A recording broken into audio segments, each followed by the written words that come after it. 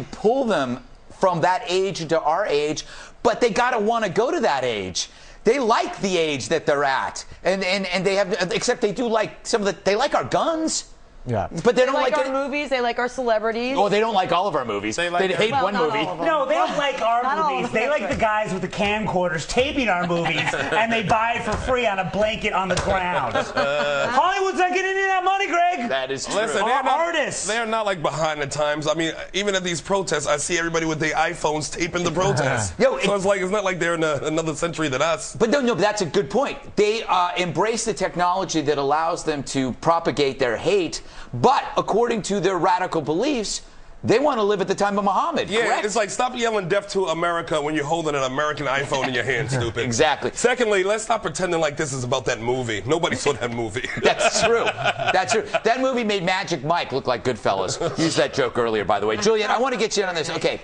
When you see a video you don't like, you just leave angry comments on YouTube. I've seen them. I have a life, first of all, so I do not leave angry comments. But okay, to all the people who write mean things to her. What is it? What does it say about a culture? I think it's an insecurity that they are so sensitive to every slight, or do you think it is just a cover for terrorism? First of all, you know, like a lot of the experts have come on Fox News Channel and said, the people that are out there are not representative, and I really truly don't believe in the majority of people, an 85 million person country. These people they're the radicals that you're seeing out there that unfortunately in a country like that are allowed to go out and protest and go crazy, and their military just stands by and does nothing. But the question is that, sure, not everyone is like who are going out in the streets, and that's certainly the case. But you're looking at the Arab development statistics, and in 2002 there was a report by Arab scholars that came out, and it is stunning how undeveloped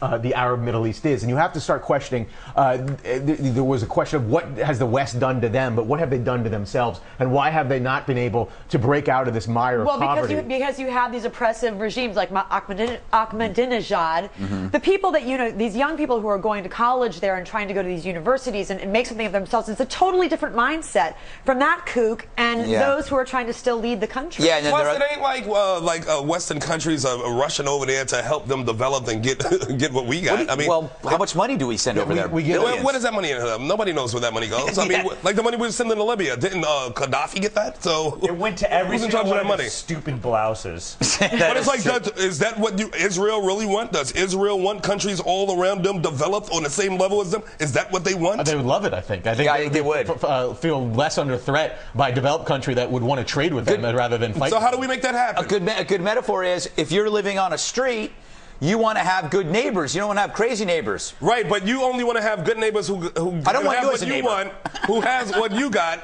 Only if they think like you and they don't want to kill you in the first place. Yeah. You don't care if the dude who wants to kill you got a good car like you got a good car. It's like, then go to hell, that dude. I want to bring Bill into this. Why?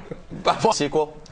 There might, but it's going to have a whole different tone. Might have sorry in the title. It might have just kidding in the title. They're not going to go with the same trajectory. Here's how stupid these people are. Not all of them, the ones that are protesting us. Here's how stupid they are. The embassy did not make this movie. America did not make this movie. The actors in the movie did not know they were making this movie. They know that. It was one or two guys that dubbed over an already horrific piece of crap with some offending things about their precious Muhammad. And guess what? That guy was Egyptian American. You cannot speak to this type of mindlessness. You can't reason with it. Right. Let's get out. He's right. You know why, Greg? You know what? When the whole Rodney King thing went down, I was a freshman in college, and we were outraged. But we were more willing to bum rush the 7-Eleven. So we all bum rushed it, all the freshmen. And when a guy was like, "Why are you doing this?" We was like, "Rodney King" with Doritos. We really didn't care. So a lot of these dudes yell in the movie, but it ain't really about the movie. They already got some other beef. They got That's true. They were stealing office supplies, and what else were they taking? iPads. I guess they were into. That's real LA riots to me. That's real LA riots to me. You saw the interview on 60 Minutes with the guy who wrote the book about killing Bin Laden, the former SEAL. And at the end of the day, what was Bin Laden doing? He had the gun sitting there. He didn't martyr himself like he told everybody else to do. He just sat there like a complete coward. You know what I want? That's the mindset of these people. You know what what I would have martyred? The phrase at the end of the day. That is not allowed to be said on this show. So they got to get over it. They definitely got to get over this. Every time somebody says something about Muhammad, a picture of Muhammad, you lose it. It's like, what? You're not a rational person if you behave like that. Yeah, I mean, I don't know if I'm using the right term. The bell curve is that a lot of religions are here, they're still there. And until they get up over that thing, I mean, but that's their power to use the violence. Yeah. That is their power. Yeah, I mean, we're talking, of course, about the radical elements in this. Right. Not all of them are like that. Not everybody. But, yeah. But I want to. Here's an idea that I had that's a little crazy. We never see. We always talk about Middle East outrage. We never, and it's always the only rage we see in America is usually about American injustice. But we never actually. Like when something like this happens, you don't see any tape of Americans running out in the street doing stuff. So I thought of an idea, because maybe if they saw tape of Americans doing what they're doing, they'd go, and so I'm thinking, why don't we build a town that's about the size of any town that's like a Hollywood set?